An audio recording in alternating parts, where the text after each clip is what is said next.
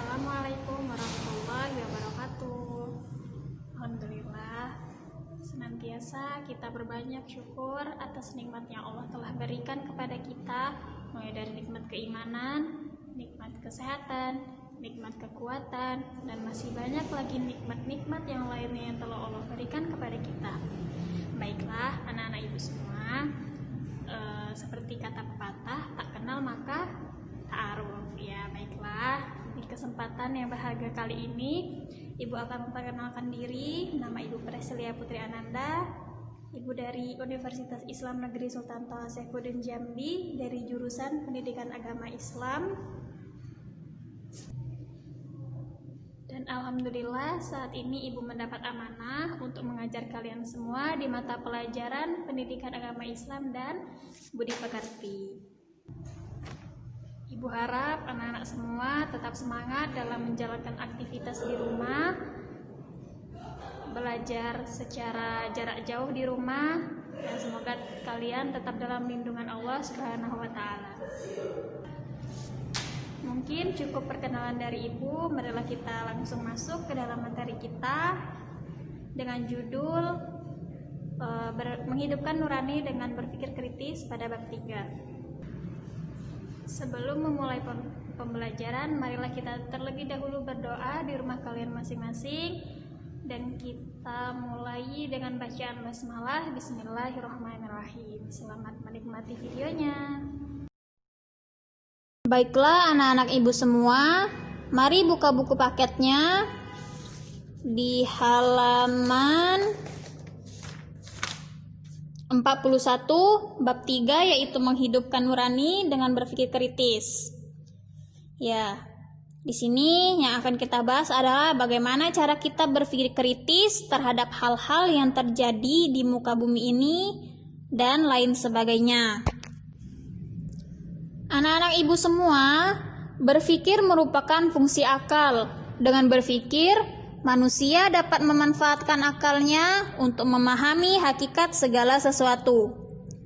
Jadi, tidak ada satu makhluk Allah yang tidak berguna yang Allah ciptakan di muka bumi ini, melainkan akal kitalah yang terbatas dalam mengungkap berbagai misteri dan manfaatnya.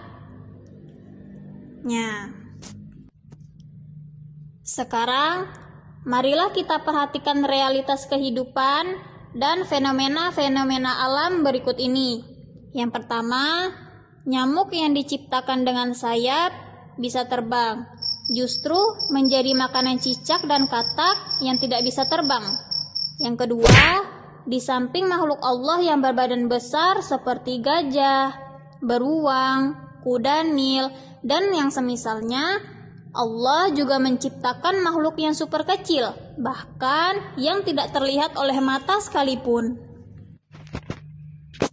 Nah, dua contoh di atas merupakan bukti akan keagungan dan keesaan Allah, dan selayaknya kita berpikir bahwa semua makhluk yang Allah ciptakan mempunyai manfaatnya masing-masing. Sekarang kita masuk pada pengertian apa itu berpikir kritis. Berpikir kritis adalah proses dalam memanfaatkan potensi yang ada di dalam diri seorang manusia dalam melihat masalah, menyelesaikan masalah, dan memecahkan masalah. Sedangkan makna berpikir kritis di dalam Islam adalah sikap yang senantiasa berusaha memahami ayat-ayat Allah dan hadis Rasulullah, kemudian merenungi kandungannya, mentadabburi ayat-ayatnya dengan diikutkan sikap kita dalam kehidupan sehari-hari. Sekarang, mari kita buka Al-Quran kita atau buka buku paket kita. Di situ terdapat firman Allah di dalam Quran surah ketiga atau Quran surah Ali Imran ayat 190 sampai 191. Sebelum kita masuk ke dalam sebelum Ibu bacakan surahnya, patut kita ketahui salah satu mukjizat Al-Quran adalah banyaknya ayat yang memuat informasi-informasi terkait dengan penciptaan alam. dan menantang kita sebagai hambanya atau sebagai para pembacanya untuk merenungi informasi-informasi yang ada di dalam Al-Quran tersebut. Ya, marilah dengarkan dan simak Quran surah ketiga ayat 190 sampai 191 yang bunyinya A'udzu billahi minasyaitonir rajim. Inna fi khalqis samawati wal ard wa ikhtilafil laili wan nahari la ayatin li ulil albab alladzina yadhkuruna Allaha qiyaman wa qu'udan wa 'ala junubihim wa yatafakkaruna fi khalqis samawati wal ard Rabbana ma khalaqta hadza batila subhanaka faqina 'adzaban nar. Yang artinya, sesungguhnya dalam penciptaan langit dan bumi dan pergantian siang dan malam terdapat tanda-tanda kebesaran Allah Subhanahu wa Ta'ala bagi orang-orang yang berakal, yaitu orang-orang yang senantiasa mengingat Allah dalam keadaan berdiri, dalam keadaan duduk, dan dalam keadaan berbaring, serta memikirkan penciptaan langit dan bumi seraya berkata, "Ya Allah, tidaklah Engkau ciptakan semua ini dengan sia-sia. Maha suci Engkau, lindungilah kami dari siksa api neraka."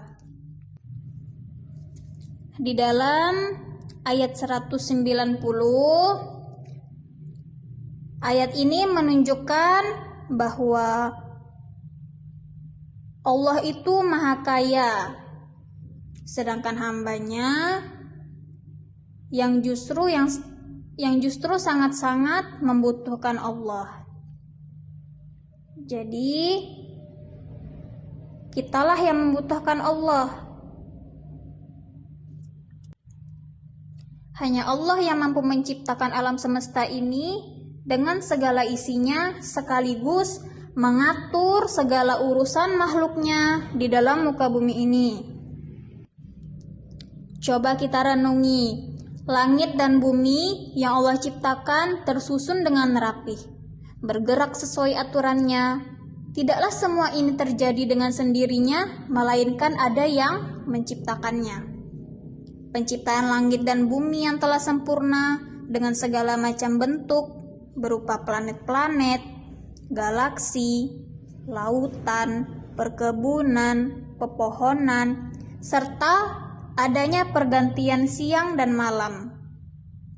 Itu semua merupakan bukti yang sangat-sangat jelas atas kekuasaan, keesaan, dan keagungan Allah Azza wa Jalla bagi orang-orang yang berakal, atau yang disebutkan di dalam Quran ayat terakhir pada ayat 190, yaitu ulul albab. Ya, orang-orang yang ulul albab itu adalah orang-orang yang berakal. Kemudian pada ayat 191 di sini dijelaskan bahwa orang-orang yang senantiasa mengingat Allah, hati dan lisannya selalu berzikir mensucikannya dan mengagungkan kekuasaan Allah di setiap keadaan berdiri, duduk, maupun berbaring. Akalnya digunakan untuk berpikir, mentadabburi keindahan ciptaannya. Hal ini dilakukan orang-orang yang berakal agar apa? Tentunya agar memperoleh kekuatan iman dan ketundukan kepada Allah secara sempurna. Memikirkan tentang kehebatan penciptaan langit dan bumi dan mereka meyakininya. Dan di sini mereka berdoa, "Ya Tuhan, ya Allah, Engkau tidak menciptakan hal ini dengan sia-sia dan hanya sebagai hiburan. Namun Engkau menciptakannya sebagai petunjuk atas kuasamu dan hikmahmu. Dan dengan demikian berdoalah agar dijadikan sebagai ahli surga, bukan ahli neraka. Ya, jadi di sini Allah mengkategorikan ada satu manusia yang termasuk ke dalam orang-orang yang berakal atau orang-orang yang berpikir kritis, yaitu orang-orang yang ulul albab.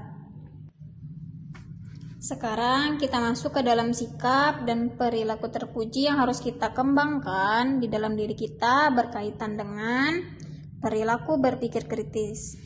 Ya, Ibu jelaskan yang pertama itu senantiasa kita bersyukur kepada Allah Azza wa Jalla atas anugerah yang Allah berikan, atas anugerah alam semesta untuk seluruh umat manusia. Yang kedua, menjadikan ayat suci Al-Quran sebagai inspirasi dalam melakukan penelitian ilmiah.